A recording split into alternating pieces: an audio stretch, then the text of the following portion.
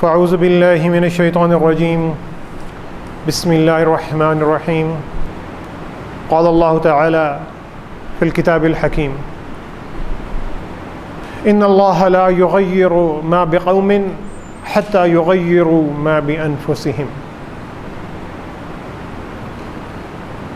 سامعین گرامی، ہمارے معاشرے میں ایک ڈسکشن اکثر چلتی رہتی ہے کہ سوسائٹی میں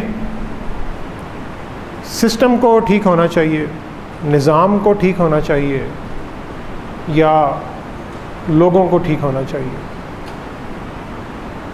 کچھ لوگ کہتے ہیں چہرے نہیں، نظام کو بدلو۔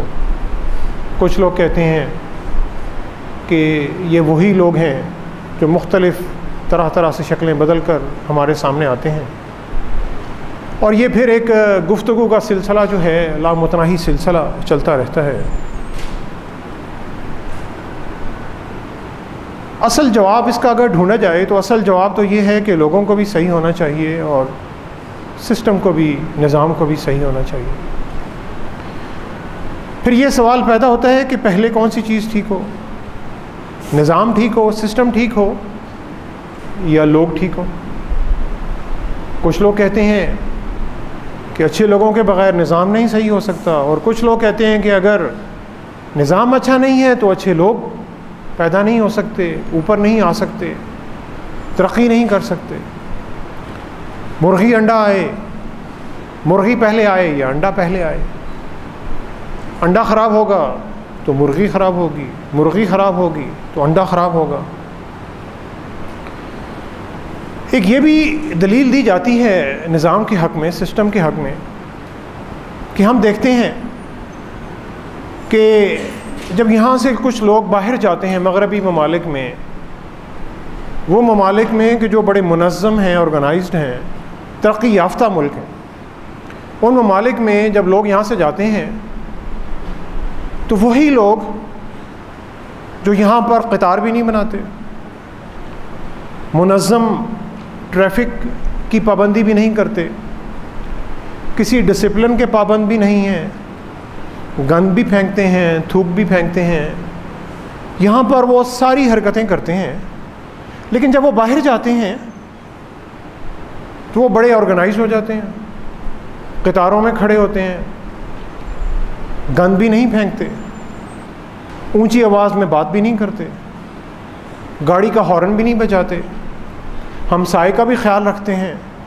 دوسروں کے حقوق کا بھی خیال رکھتے ہیں۔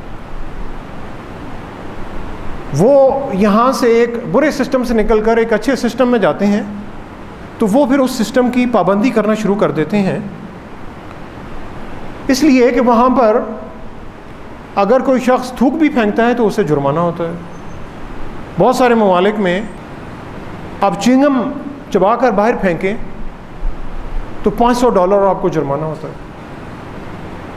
یعنی انہوں نے اپنا سسٹم بھی اچھا رکھا ہوا ہے، قانون بھی ایسا ہے، پھر اس قانون پر عمل درآمد بھی اچھا ہے، چھوٹا بڑا امیر غریب سارے اس قانون کی جب زد میں آتے ہیں تو پھر اس زد سے نکل نہیں سکتے۔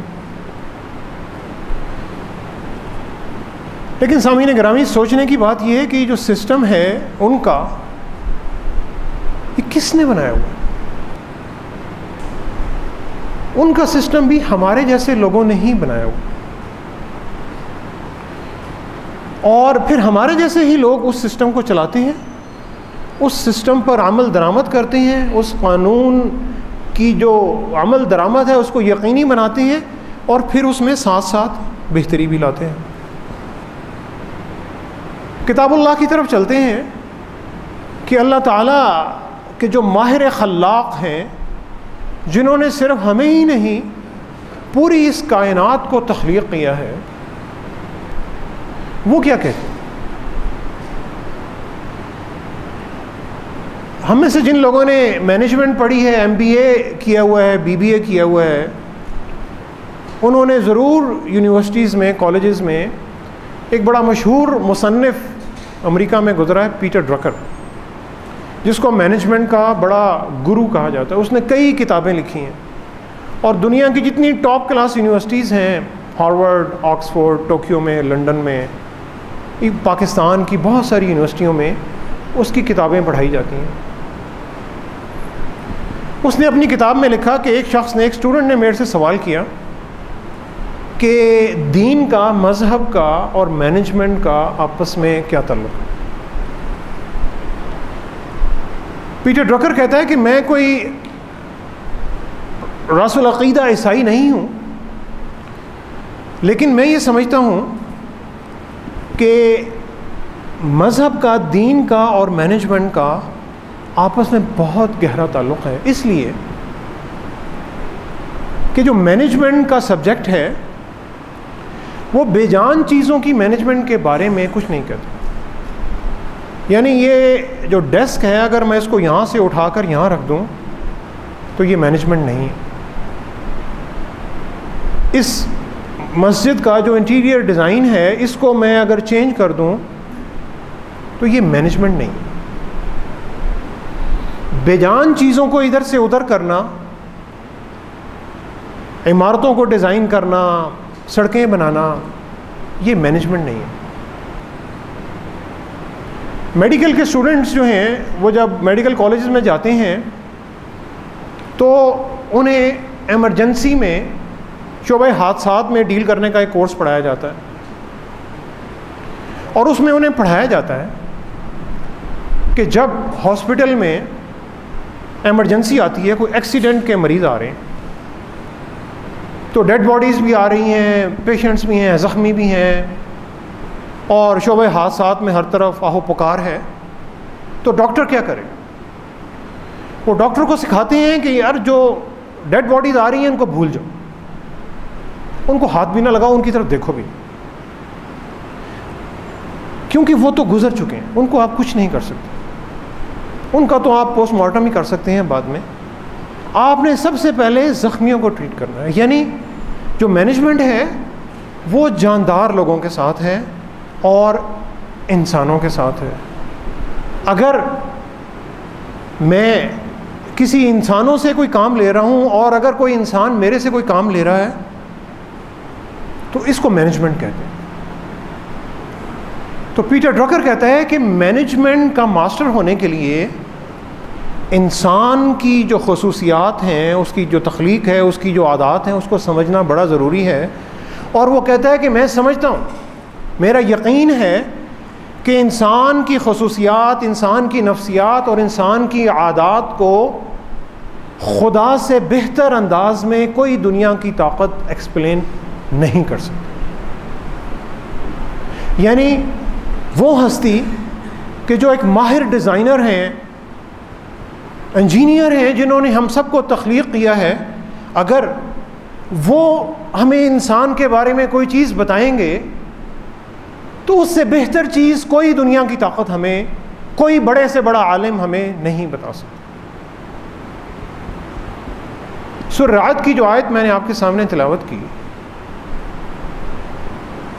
ان اللہ لا یغیر ما بقوم حتی یغیروا ما بانفسہم، بے شک اللہ تعالیٰ کسی قوم کی حالت اس وقت تک نہیں بدلتے جب تک وہ اپنی حالت کو خود نہ بدلے۔ یہ ایک سبق ہے ترقی کا، تبدیلی کا، چینج کا، جو ہمیں اس ہستی نے سکھایا جس ہستی نے ہمیں تخلیق کیا، وہ ہستی جو ہماری شہرک سے بھی نزدیک ہے، وہ ہستی جو ہمیں اس طرح جانتی ہے جس طرح ہم اپنے آپ کو نہیں جانتے۔ اس ہستی نے ہمیں یہ سبق دیا کہ آپ کسی بھی قوم کی حالت کو، کسی بھی معاشرے کی، کسی بھی سوسائٹی کی، کسی بھی ملک کی حالت کو اس وقت تک نہیں بدل سکتے جب تک اس معاشرے کے لوگ خود اپنے آپ کو بدلنا نہ شروع کر دیں۔ حکیم امت اقبال نے اسی آیت کو بڑے خوبصورت انداز میں بیان کیا، خدا نے آج تک اس قوم کی حالت نہیں بدلی، نہ ہو جس کو خیال آپ اپنی حالت کے بدلنے کا۔ اگر میں اپنی حالت کو بدلنا نہیں چاہتا تو دنیا کی کوئی طاقت میری حالت کو بدل نہیں سکتی۔ معاشرہ افراد سے مل کر بنتا ہے، خاندان، معاشرہ، سوسائٹی، ملک، قوم افراد سے مل کر بنتی ہے۔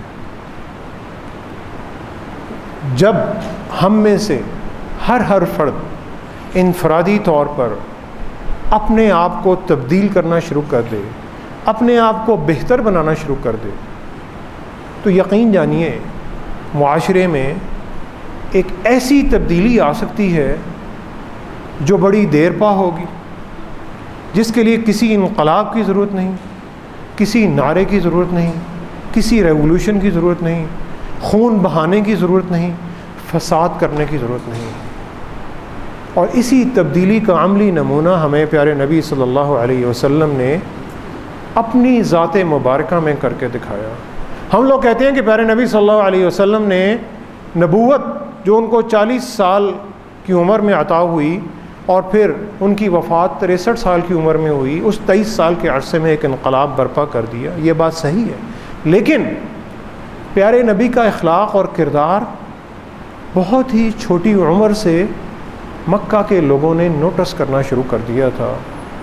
اور ہم سب جانتے ہیں کہ نبوت سے پہلے پیارے نبی صلی اللہ علیہ وسلم کو مکہ کی گلیوں میں کس نام سے جانا جاتا تھا؟ انہیں وہاں کے لوگ صادق اور امین کے نام سے جانتے تھے۔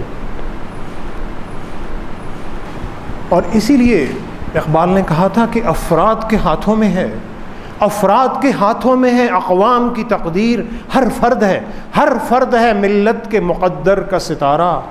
تقدیر امم کیا ہے کوئی کہہ نہیں سکتا، مومن کی فراست ہو تو کافی ہے اشارہ۔ یعنی ایک فرد جو ہے وہ انفرادی طور پر قوم کے اخلاق اور کردار کا عکس ہے، اس کا آئینہ ہے۔ اگر اچھے لوگ اچھائی پھیلائیں گے، اچھائی کو فیشن بنائیں گے، تو معاشرے میں نیکی پھیلتی چلی جائے گی۔ اور اگر اچھے لوگ اچھائی اپنائیں گے نہیں، اچھائی کو پھیلائیں گے نہیں، تو برے لوگ برائی کو پھیلائیں گے، برائی کو فیشن بنائیں گے، اور معاشرے میں برائی پھیلتی چلی جائے گی۔ اب اس اچھائی کا آغاز کہاں سے ہو، نقطہ آغاز کیا ہونا چاہیے سامعین گرامی؟ امت محمدی صلی اللہ علیہ وسلم کو اللہ تعالیٰ نے ایک ایسا ٹول دیا، ایک ہتھیار دیا جو شاید کسی اور امت کو اس طرح نہیں دیا۔ پیارے نبی صلی اللہ علیہ وسلم کو کوئی معجزہ عطا نہیں کیا گیا۔ آپ سے پہلے آنے والے انبیاء علیہ السلام کو بہت سارے معجزات عطا کیے گئے، یعنی مافوق الفطرت اللہ تعالیٰ نے طاقتیں ان کے ہاتھ میں دے دی تھی۔ پیارے نبی صلی اللہ علیہ وسلم کو اللہ تعالیٰ نے ایک معجزہ عطا کیا، اور وہ معجزہ کتاب ہے، قرآن عظیم ہے، قرآن مجید ہے۔ ایک ایسی کتاب ہے جو ہماری رہنمائی کرتی ہے۔ یہ کتاب ہے سامعین گرامی، اس کتاب کو پڑھنے کے لیے مجھے پڑھنا آنا چاہیے، مجھے شعور ہونا چاہیے، مجھے سمجھ آنی چاہیے۔ مسلمان کا ایمان علم کے بغیر مکمل نہیں ہو سکتا۔ پیارے نبی صلی اللہ علیہ وسلم پر آج سے تقریباً 1440 سال پہلے غار حرا میں حضرت جبریل امین جو قرآن پاک کا پہلا لفظ لے کر آتے ہیں، جس لفظ کو ہم بار بار پڑھتے ہیں، اقرأ بسم ربک الذی خلق، پڑھیے اپنے رب کے نام سے جس نے آپ کو تخلیق کیا۔ اقرأ وربک الاکرم، پڑھیے اپنے رب کے نام سے جو بڑی عزت اور بڑی کرامت والے ہیں۔ اور وہ کیوں عزت اور کرامت والے ہیں؟ الذی علم بالقلم، انہوں نے انسان کو قلم کے ساتھ لکھنا سکھایا۔ علم الانسان ما لم یعلم، انسان کو وہ علم دیا جس کو وہ جانتا نہیں۔ علم مسلمان کا ہتھیار ہے، اس کے بغیر نہ ہمارا دین مکمل ہوتا ہے، نہ ہمارا اسلام مکمل ہوتا ہے، نہ میں قرآن کو پڑھ سکتا ہوں، نہ میں اسے سمجھ سکتا ہوں۔ پیارے نبی صلی اللہ علیہ وسلم کا یہ فرمان شاید ہم بچپن سے سنتے آ رہے ہیں، طلب العلم فریضۃ علی کل مسلم، علم حاصل کرنا ہر مسلمان پر فرض۔ اور یہ ایک حدیث، چھوٹی سی مختصر حدیث، تقریباً 50 اسناد کے ساتھ مختلف احادیث میں کوٹ ہوئی ہے سامعین گرامی۔ ایک حدیث، علم حاصل کرنا ہر مسلمان پر فرض ہے۔ سورہ زمر میں اللہ تعالیٰ فرماتے ہیں قُلْ هَلْ يَسْتَوِي الَّذِينَ يَعْلَمُونَ وَالَّذِينَ لَا يَعْلَمُونَ، اے نبی صلی اللہ علیہ وسلم آپ ان سے کہہ دیجئے کیا یہ تم گمان رکھتے ہو کہ کیا علم رکھنے والے اور علم نہ رکھنے والے برابر ہو سکتے ہیں؟ کبھی بھی برابر نہیں ہو سکتے۔ اور پھر پیارے نبی صلی اللہ علیہ وسلم نے فرمایا وَمَنْ سَلَكَ طَرِيقًا يَطْلُبُ بِهِ عِلْمًا، تم میں سے جو شخص علم حاصل کرنے کے راستے پر چلے گا سَهَلَ اللَّهُ طَرِيقًا إِلَى الْجَنَّةِ، اللہ تعالیٰ اس کے لیے جنت کا راستہ آسان فرما دے۔ سامعین گرامی، ہم جنت کی دعا کرتے ہیں، ہم رب العالمین سے توقع رکھتے ہیں کہ وہ جب ہم اس دنیا سے رخصت ہوں تو ہمیں آخرت کی کامیابی، یعنی وہ ہمیں جنت الفردوس میں جگہ عطا فرمائے۔ اس سے بہتر کیا بات ہو سکتی ہے کہ اللہ تعالیٰ نے اور پیارے نبی صلی اللہ علیہ وسلم نے ہمیں ایک ایسا فارمولہ دیا کہ جس سے ہم اپنی دنیا کو بھی گل و گلزار اور باغ و بہار بنا سکتے ہیں اور اپنی آخرت کو بھی بہتر بنا سکتے ہیں۔ اگر میں ایک دن میں صرف 10 نئے لفظ یاد کروں تو 40 سال میں میں تقریباً 1,46,000 نئے لفظ یاد کر سکتا ہوں، یعنی ایک میں پوری ڈکشنری جو ہے وہ اپنے دماغ میں سٹور کر سکتا ہوں۔ آپ کسی بزنس کے ایکسپرٹ سے پوچھیں گے، کسی مینجمنٹ کے گرو سے پوچھیں گے تو وہ آپ کو بتائے گا، فوراً بتائے گا پہلی بات کہ آپ کو جتنے زیادہ لفظ آتے ہوں گے آپ کی جو آمدنی ہے وہ اسی کے ساتھ ساتھ بڑھ رہی ہوگی، یعنی جتنا علم آپ کے پاس ہے آپ کی جو آمدن ہے وہ بھی اسی کے ساتھ ساتھ بڑھتی جاتی ہے۔ اور یہ ہم دیکھتے ہیں دنیا میں کہ جو لوگ زیادہ پڑھ لکھ جاتے ہیں، زیادہ علم حاصل کرتے ہیں، ان کی جو روزی ہے وہ بڑھتی چلی جاتی ہے۔ اگر میں ایک لفظ بولوں اور ایک لفظ کو 10 دفعہ دہراؤں تاکہ وہ لفظ مجھے یاد ہو جائے ترجمے کے ساتھ، چاہے وہ انگریزی کا لفظ ہے، چاہے وہ عربی کا لفظ ہے، چاہے وہ اردو کا لفظ ہے، چاہے وہ پنجابی کا لفظ ہے، اس سے کوئی فرق نہیں پڑتا، علم علم ہے۔ تو مجھے 10 لفظ یاد کرنے میں مجھے تقریباً 100 سیکنڈ لگے، 100 سیکنڈ یعنی تقریباً 2 منٹ۔ اللہ سبحانہ و تعالیٰ نے مجھے ایک دن میں 86,400 سیکنڈ عطا کیے فری۔ وہ میرے سے کوئی اجر نہیں مانگتے، وہ میرے سے کچھ نہیں مانگتے، وہ انہوں نے اس لیے عطا کیے ہیں کہ میں اللہ تعالیٰ کے دیے ہوئے وقت کا بہترین استعمال کروں۔ اگر میں اس 86,400 سیکنڈ میں سے صرف 100 سیکنڈ ایک طرف کر دوں نیا علم سیکھنے کے لیے تو میری زندگی بڑی خوشحال، بڑی مطمئن ہو سکتی ہے۔ دنیا کے وہ ممالک کہ جو علم میں ترقی کر رہے ہیں وہ آج دنیا پر حکمرانی کرتے ہیں، ان کے پاس عزت بھی ہے، دولت بھی ہے، شہرت بھی ہے، طاقت بھی ہے، سارا کچھ۔ اور وہ ممالک جن کے پاس علم نہیں ہے، چاہے وہ مسلمان ممالک ہیں، چاہے وہ عیسائی ممالک ہیں، چاہے وہ لادین ممالک ہیں، وہ ممالک ترقی نہیں کر رہے، ان کے لوگ جاہلیت کی طرف جا رہے ہیں۔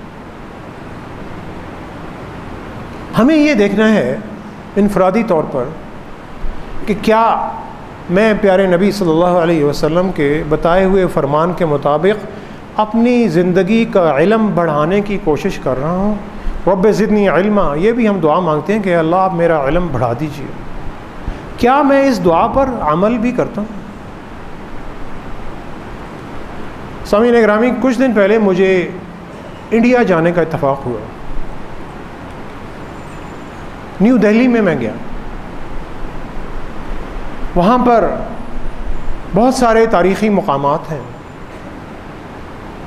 قطب مینار ہے جو قطب الدین ایبک نے 12ویں صدی میں بنایا تھا.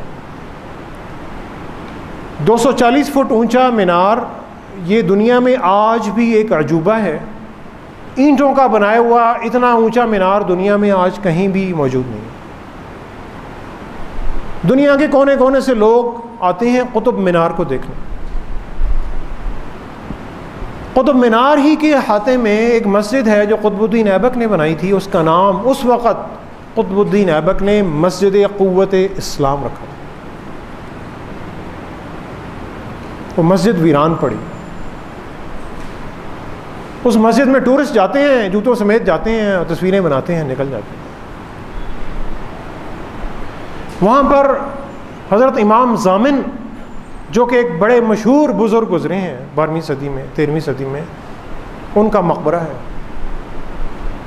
میں ان کی قبر پر دعا کے لیے گیا. پرانے سے خستہ حال کمرے میں ان کی قبر تھی. قبر کے ساتھ ایک آوارہ کتا وہاں بیٹھا تھا. میری آنکھوں میں بے اختیار آنسو آ گئے. وہاں سے ہم نکلے. اس کے ساتھ ہی حضرت خواجہ نظام الدین اولیاء کا مزار ہے. حضرت خواجہ نظام الدین اولیاء کے مزار پہ گئے. وہاں پہ ایک مسجد تھی، وہاں پر نفل پڑھے. خواجہ نظام الدین اولیاء کے مزار کے احاطے میں حضرت امیر خسرو کا مزار ہے،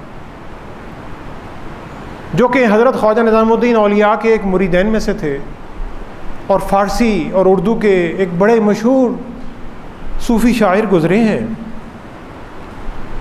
اور ان کے بارے میں اقبال نے بڑی خوبصورت بات کہی تھی کہ رہے نہ ایبک و غوری کے مار کے باقی، ہمیشہ تازہ و شیریں ہے نغمہ خسرو. حضرت امیر خسرو کا مزار ہے. پھر دلی کی جامع مسجد میں جانے کا اتفاق ہوا. شاہ جہان نے 16ویں صدی میں یہ مسجد بنائی تھی. شاہ جہان کے بیٹے اورنگزیب عالمگیر نے اس کے کچھ سالوں بعد لاہور میں بادشاہی مسجد بنائی تھی. دلی کی جامع مسجد اور لاہور کی بادشاہی مسجد دونوں کا جو آرکیٹیکچر ہے وہ سیم، شکل ان کی بالکل ایک طرح کی ہے، ایک طرح کا ڈیزائن ہے. اسی طرح 3 گنبد ہیں، مینار ہیں. ایک فرق مجھے بڑا واضح نظر آیا. لاہور کی بادشاہی مسجد میں بھی ہم میں سے اکثر لوگ جاتے ہیں، خوبصورت مسجد ہے، آباد مسجد ہے. دلی کی جامع مسجد میں لوگ تو تھے، ٹورسٹ بھی تھے، لیکن خستہ حال مسجد تھی. دلی کے لال قلعے میں بھی جانے کا اتفاق ہوا. یہ بھی شاہ جہان نے یہ قلعہ 16ویں صدی میں بنایا تھا. وہاں پر بھی ایک مسجد ہے موتی مسجد کے نام سے، بڑی ہسٹوریکل مسجد ہے، ویران پڑی ہے، بند پڑی. اس مسجد میں اذان نہیں ہوتی. ہر 15 اگست کو انڈیا کی یوم آزادی پر لال قلعے کے سامنے انڈیا کے وزیر اعظم اپنا جھنڈا لہراتے ہیں اور ایک تقریر کرتے ہیں. آگرہ کا جو تاج محل ہے یہ دنیا کے 7 عجائب میں سے ایک ہے. وہاں پر میں نہیں جا سکا. یہ آگرہ کا تاج محل شاہ جہان نے بنوایا تھا. صرف آگرہ کے تاج محل کو دیکھنے ہر سال تقریباً 80 سے 90 لاکھ سیاح جو ہیں وہ آتے. تقریباً 1 کروڑ کے قریب لوگ دنیا کے کونے کونے سے آگرہ کا تاج محل دیکھنے آتے ہیں. 2 چیزوں کا مجھے بڑی شدت سے احساس ہوا. پہلی چیز، انڈیا میں مسلمانوں کے بہت سارا تاریخی ورثہ اور مساجد ویران پڑی.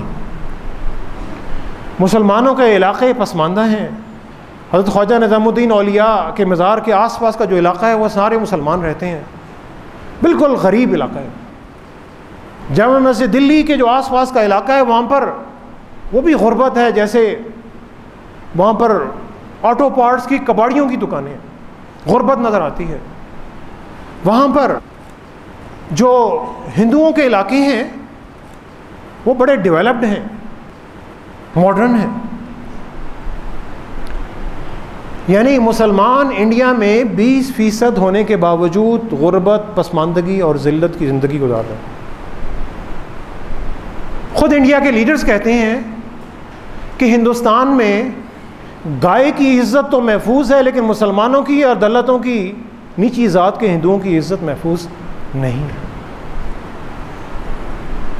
مجھے بڑی شدت سے احساس ہوا کہ اگر ہمارے قائدین، ہمارے بزرگ علامہ اقبال، محمد علی جناح، لیاقت علی خان، کہ جنہوں نے کئی سال کی قربانیوں کے بعد ہمیں یہ ایک پیارا ملک عطا کیا تھا، ہمیں آزادی عطا کی تھی، اگر ہمیں یہ نہ ملی ہوتی تو ہم آج بھی متحدہ ہندوستان میں ذلت، غربت اور افلاس اور غلامی کی زندگی گزار رہے ہیں۔ آزادی کی قیمت سامعین اس کشمیری نوجوان سے پوچھیں کہ جس کی آنکھوں کی بینائی بلٹس نے چھین لی ہے صرف آزادی کے نعرے لگانے پر۔ ہمیں اس نعمت کا احساس ہی نہیں کہ آزادی کیا ہوتی ہے اور غلامی کی زندگی کیا ہوتی ہے۔ دوسرا احساس جو پہلے احساس سے کہیں زیادہ شدید تھا وہ یہ تھا کہ انڈیا اپنے تاریخی مقامات کی بڑی مارکیٹنگ کرتا ہے، برانڈنگ کرتا ہے۔ وہ اپنے آپ کو انکریڈیبل انڈیا کہتے ہیں، رائزنگ انڈیا کہتے ہیں۔ دنیا میں لاکھوں کروڑوں لوگ سیاح جو ہیں وہاں پر آتے ہیں۔ آپ کو ان کی ساری مارکیٹنگ برانڈنگ میں جہاں جہاں چیزیں نظر آتی ہیں، آپ کو تاج محل نظر آئے گا، آپ کو قطب مینار نظر آئے گا، آپ کو ہمایوں کا مقبرہ نظر آئے گا، آپ کو دلی کا لال قلعہ نظر آئے گا، آپ کو دلی کی جامع مسجد نظر آئے گی۔ انڈیا کے لوگ بڑے فخر سے ان مقامات کا تذکرہ کرتے ہیں۔ میں سوچتا رہا کہ ان سارے مقامات میں ایک چیز مشترک ہے۔ وہ کیا چیز؟ یہ سب نام ہمارے نام، یہ سب نام مسلمانوں کے نام ہیں، یہ سب نام ہمارے آباء و اجداد کے نام۔ انڈیا کی ایک بھی قابل ذکر تاریخی مقام جو ہے وہ نہرو نے نہیں بنوایا، گاندھی نے نہیں بنوایا، مودی نے نہیں بنوایا، شیو رام نے، کرشنا نے اور چندر نے نہیں بنوایا۔ آج کی 21ویں صدی سامعین ہم سے یہ سوال کرتی ہے کہ تم اتنے 100 سال گزرنے کے باوجود تم ایسی کوئی اور چیز کیوں نہیں بنا سکے؟ تو مجھے بے اختیار حکیم امت کا یہ کلام یاد آیا، خودکشی شیوا تمہارا، خودکشی شیوا تمہارا، وہ غیور، وہ خوددار۔ وہ ہمارا موازنہ کرتے ہیں جواب شکوہ میں، اور ہمارے اسلاف کا موازنہ کرتے ہیں۔ خودکشی شیوا تمہارا، وہ غیور و خوددار، تم اخوت سے گریزاں، وہ اخوت پہ نثار، تم ہو گفتار سراپا، وہ سراپا کردار، تم ترستے ہو کلی کو، وہ گلستان بکنار۔ اب تلک یاد ہے، اب تلک یاد ہے قوموں کو، حکایت ان کی نقش ہے صفحہ ہستی پہ صداقت ان کی۔ ہم باتیں کرتے ہیں، ہمارے اسلاف کردار والے تھے، اخلاق والے تھے، صداقت والے تھے، علم والے تھے۔ اور سامعین گرامی آخری بات، انڈیا کی جو نئی جنریشن ہے وہ آج ترقی کر رہی ہے، وہ علم میں آگے بڑھ رہی ہے۔ انڈیا آج دنیا کی ٹیکنالوجی اور کمپیوٹر کا محور بن چکا ہے۔ کیوں؟ اس لیے کہ جب ہمارے سیاسی قائدین اور ہمارے جرنیل آپس میں اقتدار کی جنگ میں مصروف تھے، اس ملک کے دو ٹکڑے کرنے میں مصروف تھے، اقتدار کی بندر بانٹ کر رہے تھے سامعین گرامی، تو انڈیا کے قائدین 1960 کی دہائی اور 1970 کی دہائی میں وہاں پہ ورلڈ کلاس یونیورسٹیز بنا رہے تھے۔ انہوں نے انڈین انسٹیٹیوٹ آف ٹیکنالوجیز کی ایک پوری سیریز قائم کی کہ جس کے گریجویٹ آج پوری دنیا کی کمپنیوں پر چھائے ہوئے ہیں۔ گوگل کا سی ای او آج امریکہ میں انڈین ہے، مائکروسافٹ کا سی ای او آج انڈین ہے۔ کتنی ورلڈ کی ٹاپ کلاس کمپنیز ہیں جن کے CEOs Indian Institute of Technologies کے گریجویٹ ہیں۔ اور ہم علم میں کہاں پر کھڑے ہیں؟ سامعین گرامی، اس پر غور کرنا چاہیے اور دیکھنا چاہیے کہ جو اللہ تعالیٰ نے ہمیں یہ جو آزاد ملک عطا کیا، آزادی کی نعمت عطا کی، باغ و بہار ملک عطا کیا، 69واں یوم آزادی ہم پرسوں منانے جا رہے ہیں۔ کیا ہم اس آزادی کا، اس نعمت کا صحیح حق ادا کر رہے ہیں؟ کیا ہم اپنی آنے والی نسلوں کے لیے ایک ایسا ملک چھوڑ کے جا رہے ہیں کہ جس میں وہ بڑے فخر سے اپنا سر بلند کر کے کہہ سکیں کہ میں پاکستانی ہوں، الحمدللہ میں مسلمان ہوں، میں ایک عزت دار قوم کا فرد ہوں کہ جس کو دنیا میں ایک باعزت، طاقتور اور خود مختار قوم کے نام سے جانا جاتا ہے؟ اگر ہم علم میں ترقی کریں گے تو ہماری آنے والی نسلیں اپنا سر فخر سے بلند کر سکیں گی، ورنہ ہم بھی اسی اقبال کے کلام کی طرح ہم خودکشیاں کرتے رہیں گے، خودکش حملے کرتے رہیں گے، غربت افلاس کی زندگی گزارتے رہیں گے، گفتار میں ترقی کرتے رہیں گے، تقریریں کرتے رہیں گے، ٹاک شوز کرتے رہیں گے۔ علم میں آگے بڑھنا مومن کی میراث ہے۔ پیارے نبی صلی اللہ علیہ وسلم نے اسی لیے مومن کو دنیا اور آخرت کی بشارت دی ہے۔ دعا کریں کہ اللہ تعالیٰ ہمیں اس نعمت کو اپنی اپنی زندگیوں میں نافذ کرنے اور معاشرے میں اس علم کے نور کو پھیلانے میں اپنا کردار ادا کرنے کی توفیق عطا فرمائے۔ وما علینا الا البلاغ المبین۔